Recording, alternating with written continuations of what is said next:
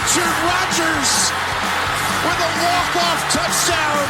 Total disbelief at Ford Field.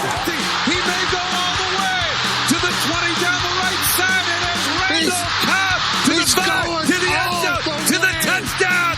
Oh my goodness.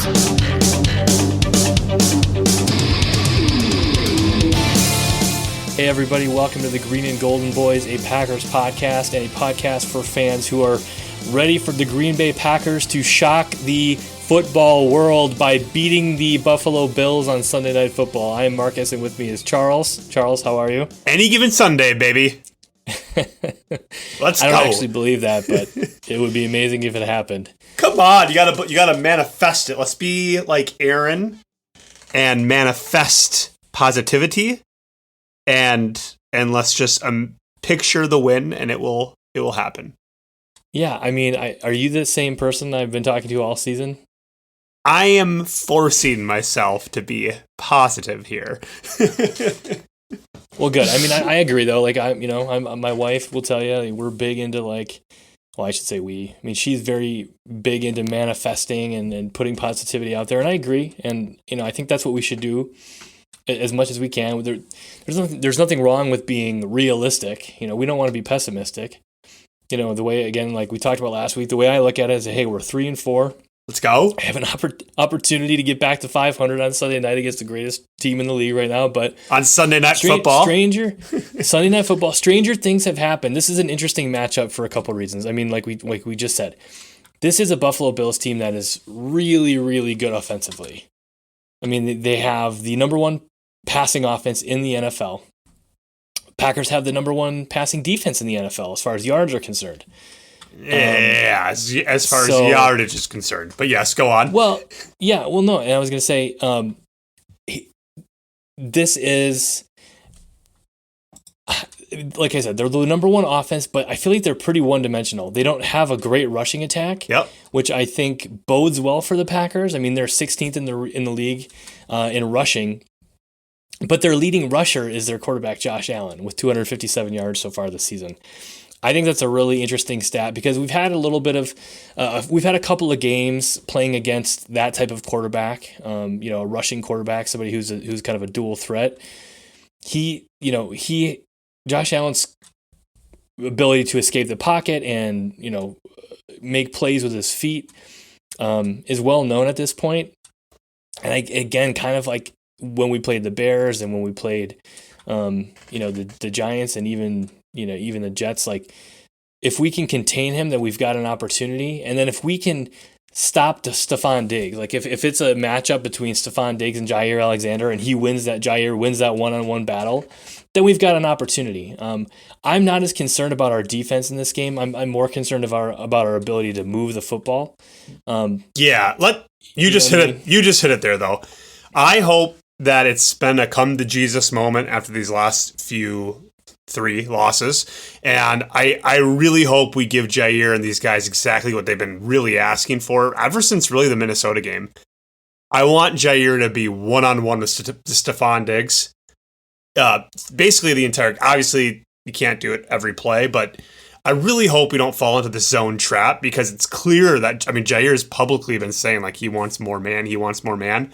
At this point, what do we have to lose? Like give our best defensive player exactly what he wants, and let's stop a guy with Stephon Diggs who's close to 110 yards a game. Like we need Jaire on that guy because right now the Packers are giving up like a 70% completion percentage, which to your point, they're not giving up a lot of yards, but I think that's the reason why they're not giving. I know the reason why they're not giving up very many yards is because of our run defense being so bad. So you nailed it. Can we stop that Stephon Diggs hookup? Because that's we need to keep this game somewhat manageable for our broken offense to keep up with. Right, and the way I'm looking at this game, and I'm sure the Packers organization is not going to look at it the way I'm looking at it. I'm looking at this game like no one's giving the Packers a shot. No one thinks the Packers are going to win. What do you have to lose? Let's see if something else can work because what you've been doing the last 3 weeks and pretty much the whole season isn't working. We haven't had a full game from this offense yet. I feel like I feel like you freaking go for it. Swing for the fences in this game. If you lose and we try something new and it doesn't work, oh well, you know what I mean? Because like I said, what we're doing isn't working anyway. So might as well try something, and maybe you find something new that can work in the future. I don't know, but yeah, it can go for it. It's a tough spot to be in for our defense, because to your point, Josh Allen's the one of the top rushing. Is he number one rushing on their team? Did you say? Yeah, he's the number one rusher on their team by 1 yard. But a lot of that comes from his ability to escape from pressure. So it's not like it's like, oh, just send more guys, right? Let's be more aggressive. Let's do this, do that. Like I can see the position that Barry's in. Like, it's kind of tough, and I don't think sending more guys necessarily is the way to attack this team. But again, just having specifically Jair shadow Stephon Diggs, I think is going to be critical to at least keep this within reason, so we can give our offense a chance. Yeah, no, I agree. I think this is a game where you need to get home, with your 4 guys. You're probably going to play more defensive backs more often. You're going to want to make sure you've got Devondre Campbell and I'm blanking on his name now. Our rookie, Walker, and try to tighten up those crossing routes in that middle of the field. So, you know what I mean? So Quay Walker was played a little bit of a spy role every now and then to make sure Heinicke didn't run, and the announcers were saying that's kind of opened up some of those crossing routes for Heinicke. So do you think, are you so afraid of Josh Allen's run game that you keep him in a spy position to kind of expose yourselves for those crossing routes? Or do you just kind of say, hey, I'm going to trust the 4 rushers and hope we can contain Josh Allen with those 4 guys? Yeah, no, that's a great question, because it's a pick your poison at that point. It's like, right. do we let Josh Allen convert, a 3rd and long, but with a 15-yard rush, or do we stay home, hope that our pass rush gets to him, and then watch him complete a pass, over the middle or something? I don't know. I feel like you kind of have to play the pass more so than the run. Yep. Just based on their ability to run or to pass the ball this year. Yeah, but that's a tough one. We'll kind of see what plays out, but especially I think because play the pass first. Yeah, especially because we do have so much trust in Jair and still Stokes, right? We still like our guys back there. Just our issues seem to be more scheme issues defensively. So I think you're right. I think I'd rather force Josh to throw the ball and at least put the ball in danger rather than kind of force him to rush, right? Where they're chunking off 5-10 yards without really having an opportunity to truly sack him, right? Because he's such a elusive player.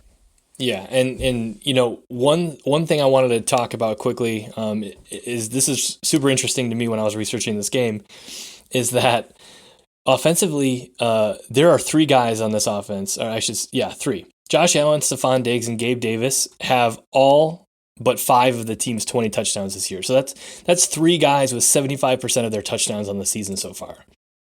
So I think if you're focusing on that, you're trying to shut down Stephon Diggs, and then maybe you've got Rasul Douglas on Gabe Davis or whomever.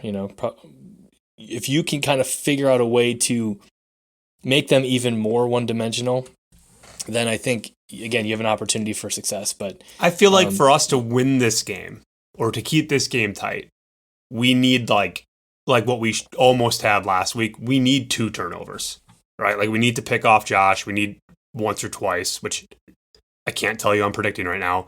And we need to get that ball on the ground and turn the ball over, whether it's defense or special teams, because this team's so explosive that our defense is going to have to start creating, opportunity for this offense, because this offense can't go 80 yards every time like we're used to, right? Like, we need to create 30-yard fields for this team to give ourselves a chance at winning this game. So that's my key to success defensively. Whatever it is, Jair's got to be manned up, and we gotta just focus on stripping the ball out and picking off the ball, because otherwise I think it could be a long day for this defense. Yeah, and let's flip to the offensive side of the ball. David Bakhtiari didn't play last week. We didn't really talk about that in our last episode, He's been limited this week in practice. He practiced yesterday, Wednesday, but he was limited. We already know the offensive line has been kind of a mess this season, and Aaron Rodgers has been running like a chicken with his head cut off. But this Bills defense has a strong pass rush led by Von Miller. He's got 6 sacks on the season. They're number 7 in the league with sacks. They've got a really strong front. They've got a really strong back end too. They've been taking the ball away a lot this season. So there's no easy path to success for this offense, but you have to limit the mistakes. You have to protect Aaron Rodgers. You have to execute when it's your turn we can't have a bunch of drops. We can't fumble the football. We can't throw interceptions. This this team is going to have a hell of a time against this Bills team, but the only way they're going to win is if they play mistake-free football, which I'm not sure this team, at this point in the season, is capable of. A couple things there. I'm going to start on that. I'm going to start on that mistake-free part, and then I'm going to go back to your original question, which was the offensive line. The mistake-free question, Aaron was on, as he always is, Pat McAfee, this past Tuesday, and he was telling the guys there that he thinks about 20% of the offensive plays there's a mental error. 20%. And to give you some perspective, I think there was like 48 plays of offense this last game, and you're typically shooting for 65-ish. He said those teams last year were making 3 or 4 mental mistakes a game, right? Hitting 60 plays a game. So execution and just being accountable, at least in Aaron's eyes, seems to really be that main issue. So I'm glad you brought that up. Your original question, though, David Bakhtiari, by the way, that was random. Aaron said that he found, not random, it was a very late notice. Aaron said that he found out, like when we all found out, 90 minutes before the game. And I'm really kind of concerned about David Bakhtiari. He, more than Aaron Rodgers, he seems to be kind of our biggest financial liability right now. As we all know, we signed him to that amazing, top lineman deal months before he actually hurt himself 2 years ago. But he ended up not playing against the Giants in London because of the flight and the turf. And I think he was on a pitch count for a game or two, played a full game, and then was randomly out this past week. I mean, everything I'm seeing, everything I'm reading, like this is not a normal. I know everyone's different on the recovery, but this is not a usual recovery from an ACL tear, and I think that's really concerning to me. I mean, I hope obviously for his career he's better and he can keep playing, but for the Packers, I mean, we need an all-pro left tackle, and he's not that for sure when he's on the bench, and I don't know if he's even that on the field at this point. I'm not sure. Okay. Well, I didn't know that. It's concerning for sure. I don't know what to think anymore at this point. I think if he's limited, but he's participating in practice, that gives me a little bit of optimism. But I think Zach Tom took his place last week. I could be wrong as left tackle, but I think he was rated the highest on our offensive line last week. So if it's between a questionable Bakhtiari and a up and comer who's at least putting it together, at least for one game, it's hard. Honestly, it's a hard decision for me. Like you like to see Bakhtiari out there, but I mean, you want healthy guys out there, right? And I think back to the mental errors that we both were touching on. It all starts at the offensive line. We saw what a debacle it was against the Jets. And if we want any chance of having some continuity, right, time for Aaron, some holes for Aaron Jones to run in, I mean, this offensive line's got to get it together quick against the best team in the NFL. Yeah, for sure. They have Von Miller, don't they?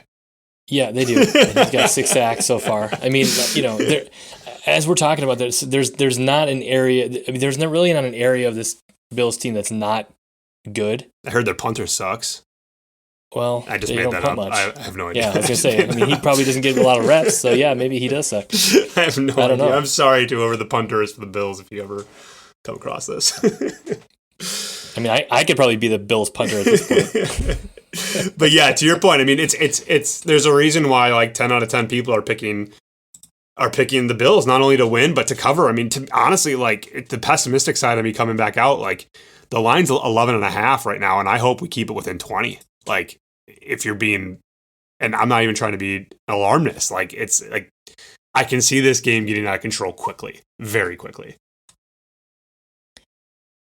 Yeah, and they seem to win the turnover battle every week too. I mean, this is especially a back end that really takes the football away. It's going to be a tough.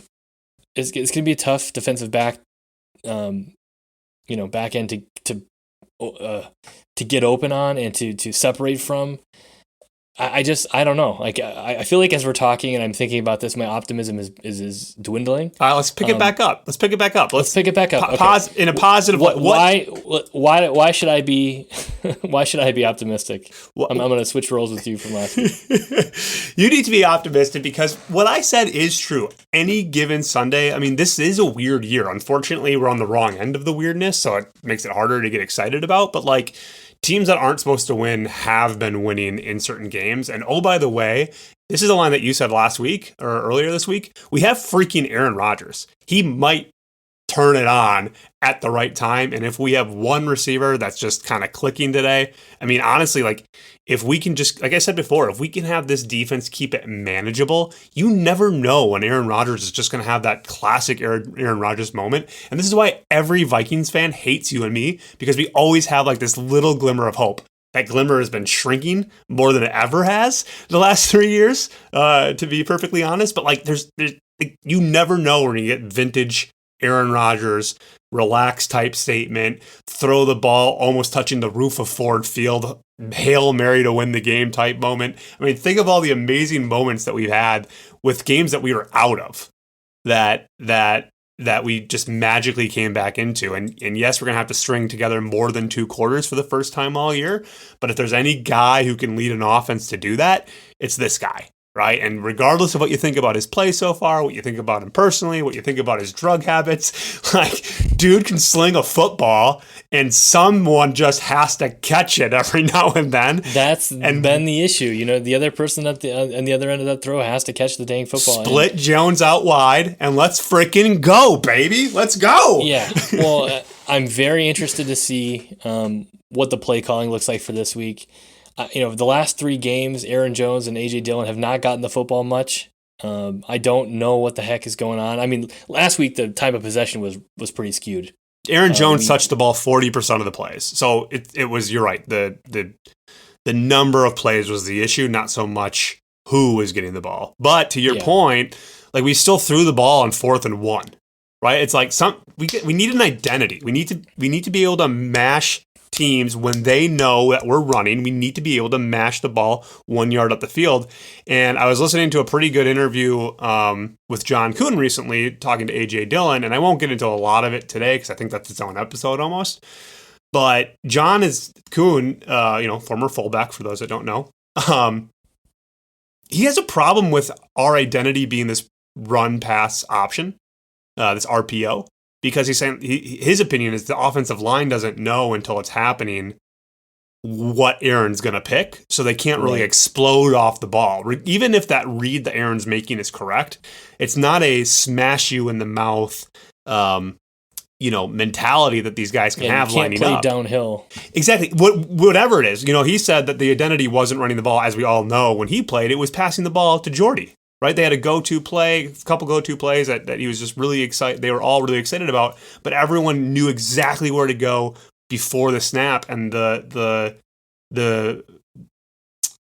question in the lineman's head of what's Aaron going to quote unquote choose, whether it's a run or a pass, he thinks is too soft of a way to approach this to approach it in the NFL, and it's seeming like it's true. So I just hope that we eliminate some of the RPOs and just go with some real runs and some real passes so we can just get some like confidence out of these guys. Even if it ends up not working, let's just look like we're playing with some confidence, because I haven't seen it honestly all year. So I think that's a key to success offensively. Let's just pick some plays, right? Obviously Aaron's going to audible things. I mean, I'm not asking him to not audible. I'm not going to be that idiot who calls into the Packer post game and says, well, Aaron's changing all the plays. Well, yeah, he can change plays, but I think just the fundamental shouldn't be a run pass option. It should be a type of run or a type of pass, and let's just have these guys committed to what they're doing each play. Yeah, I mean, that makes sense. I hadn't even thought of that, but that essentially takes away any advantage the offensive line has at the snap of the ball, because if they're reacting just like the defense is reacting, essentially, then they can't play downhill, they can't be aggressive, they can't, maybe put themselves in a position to win that matchup. But yeah, why don't we talk about our predictions? Do you have the over under? I mean, who's supposed to win this game? Let me look it up real quick. Honestly, I wonder what the line was when the season started, way back when. I mean, I bet it was pretty darn close, and I bet the Bills had the edge, just being a home game, which would have been like 3.5 or something. But the over-under right now, for the first time in Aaron Rodgers' starting career, the Packers are a double-digit dog in the game, and the Bills are favored to win by 11.5 with the over-under at 47.5. And in my prediction, which I'll hold on to a second, I definitely have the over of 47.5, with the Bills getting most of those 47 points. So who do you have winning? Do you have them covering the 11.5, which I don't think the Packers have covered yet all year? Yeah, I don't think they have. Do you have them covering? And do you have the Packers pulling off the upset? No, I'm going to pick the Bills in this one. Just like you, just like 99.9999% of people out there. I've got the Bills winning 28-14. I want to be wrong about this in a couple of ways, but obviously I'd love the Packers to pull off the upset, and I just don't see it happening in this game. Yeah, if this game were 3 or 4 weeks from now, maybe, but I just think the way the team is playing, or 2 or 3 weeks ago, I just think the way the team is playing, and we haven't seen anything from Matt LaFleur to give me a ton of hope that they're going to turn it around this quickly. I think it's going to be a process, and we're just running into a buzzsaw at the wrong time of the season. So, Bills 28, Packers 14. Yeah, I tend to agree with you, and I think if the Packers defense holds Josh Allen and Stephon Diggs and this amazing offense to 28 points, I think they did their job. I think it's going to be unreasonable for us to complain about this defense if they keep the Bills to 24 or 28 points. Yeah, I agree. To your point, I don't see our offense clicking to get to that 28 or 30 point mark to be able to win. So for those reasons, I don't think our D is going to play quite that well. I think they're going to give up one extra touchdown. I think we're going to lose 35-17, which of course blows past that over-under and is by a pretty wide margin, beating that 11.5. So I hope I'm wrong. I mean, we're going to watch this game together, and you know what our track record... Oh, Marcus. We lose games when we watch them together when the Packers are favored. So maybe we'll win games when we watch them together. Maybe. We'll see. This will be a good experiment. Yeah, I'm excited. I mean, I always... You don't not want to watch these games. Don't give up in the season. There's only 17 of these things. We're already just about halfway through, so it's going to be fun. I'm excited to come over and watch the game with you. But unless you have anything else, Marcus, I think that does it for us today. Thank you for listening to another episode of the Green and Golden Boys, a Packers podcast. Don't forget to subscribe and rate us on your favorite podcast service. And as always, Marcus, go Pack, go. Go Pack, go.